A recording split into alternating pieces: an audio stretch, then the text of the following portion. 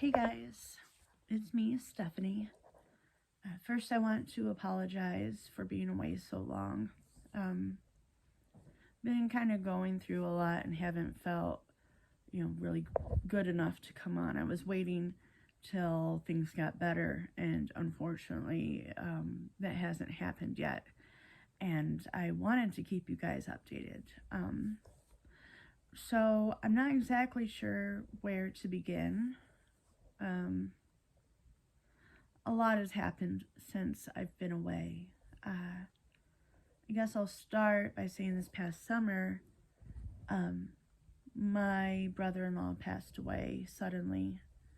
Um, he had complications due to an issue with his gallbladder. I believe that's what they ended up saying, I think, and he ended up having sepsis because of it. Um, but he died suddenly, and so of course I ran to my sister's side so I could be with her and their two small children.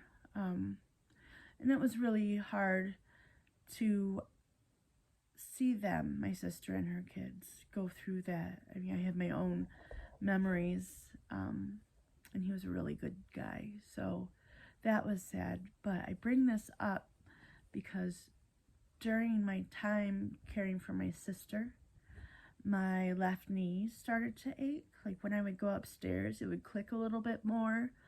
And then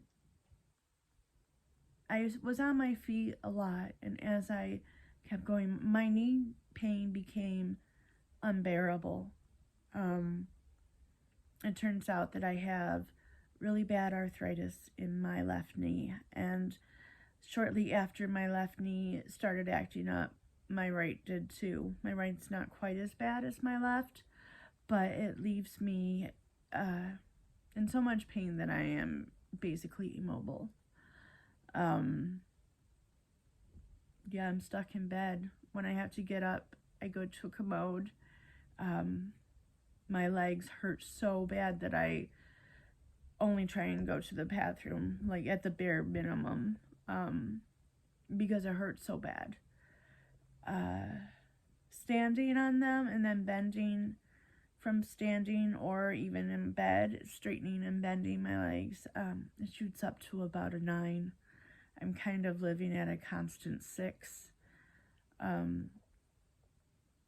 It's been really, really hard to deal with.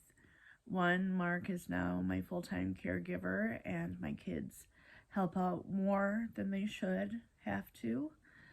I feel guilty for being a burden on them. I know it's a lot to care for someone completely, and I know at some points they must think it must be nice just to lay around in bed, but trust me, it's miserable. I'm stuck with my thoughts. I am stuck with thinking about, did I already reach like the peak of myself feeling well? Am I gonna feel this way for the rest of my life because I'm not getting younger? And I'm afraid that the things that I always had wanted to do are now out of my grasp because it hurts so much. They say I'm too young for a knee replacement. I'm not sure how I feel about that, because I know they say that because these replacements only last for about 20 years, but I don't care. I need it now. I'd rather have that than be in pain for the next 20 years until they think I'm old enough to have it done. I have tried injections in my knee. Those helped minimally, unfortunately. I have been prescribed a wheelchair. I now have a full-time handicap placard. It's really hard to swallow that this is my life. And I think, it's funny. I keep talking to my family about what I'm going to do when I feel better. And I've heard people who are like terminally ill say stuff like that, or in the same kind of situation as me, and it's obvious that to everyone else that they're not going to get better. And I'm afraid that's where I'm at, but I have to kind of hold on to that. Otherwise, I would probably get even more depressed than I am about my situation. Mentally, it's been a lot, almost as bad as the physical pain. The mental pain has been. So, my stomach stuff has sent me to the hospital a couple times since I've been on. Nothing surgical. Small bowel obstructions or partial is what sends me there. And I usually have to stay about 3 to 5 days, which sucks, but I only think I went to the hospital like 4 or 5 times last year, so I'm going to hold on to that as a small victory. I'm still doing everything I can to stay away from COVID, which isn't hard because I'm not exposed to many people in my bedroom. But we're still doing everything to try and keep it away for as long as we can, because I heard everyone's gonna eventually get it, and so I am hoping that we can prolong it till I do feel better.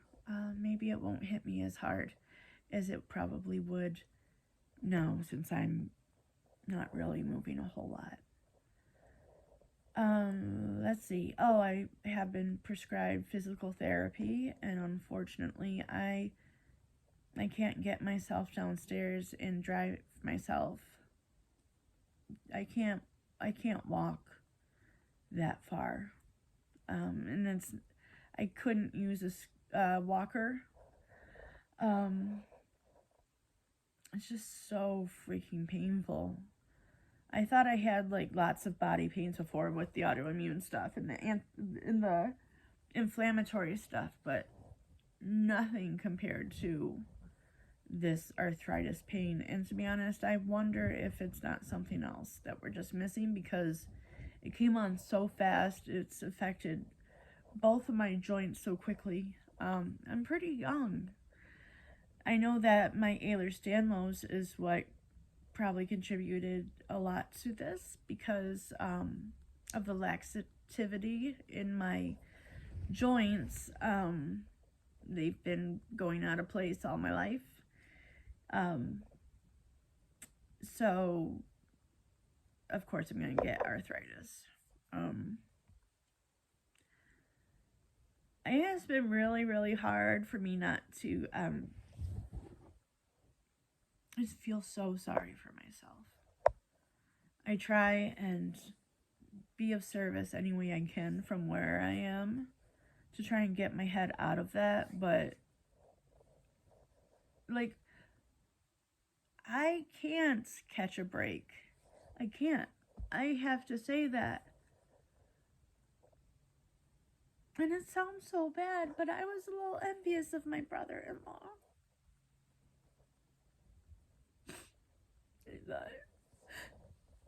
I thought it should have been me. I'm the one who everyone would say, well, you know, she struggled for so long, and they would be able to comfort themselves with that, but he was fine, he was healthy, and I'm so tired.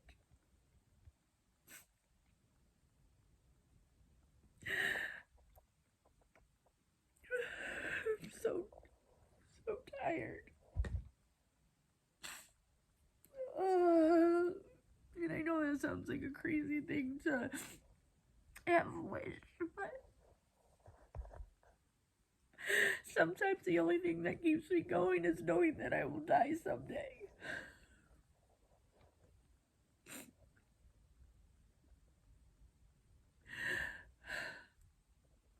And the thing is, like, I know I'm depressed, and I have a psychiatrist and a therapist who I work with, but I think I'm just being real. I don't think this is from the depression.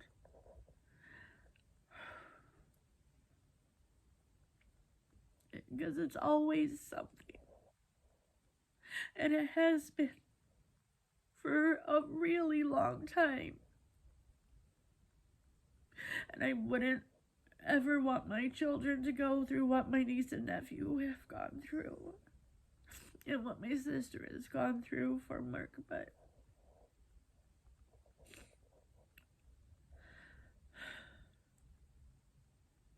I think of our bodies as cocoons for our spirits, our soul, whatever you want to call it.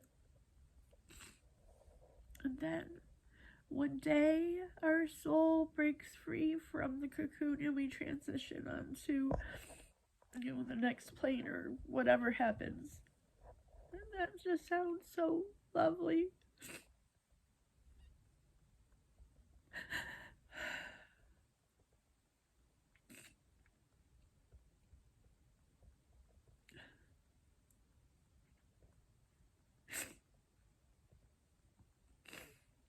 I'm really trying hard not to feel sorry for myself.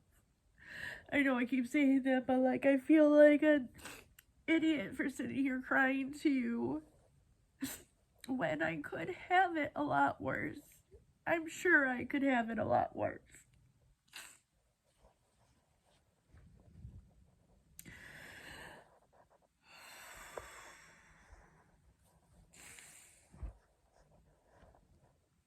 So the negative thoughts I have serve me no purpose, and I take deep breath in to cleanse and blow out the stuff that I don't need or that's not serving use to me. Sorry. It's gonna get loud here in a second if we have a delivery. But I don't feel like stopping and then starting this again. So I'm gonna wrap up. Please don't feel sorry for me. I'm not looking for anything from you, maybe other than just to be witness to how I'm doing. I'm really sorry if this has made you sad. I'm still hopeful for better days. And I will just keep waiting for that to happen and doing everything I physically can to get there. So I want to thank you for always holding space for me while I talk. And I feel really comfortable crying in front of you guys. So I want to thank you for that too. I think that's all I have to say. Thank you.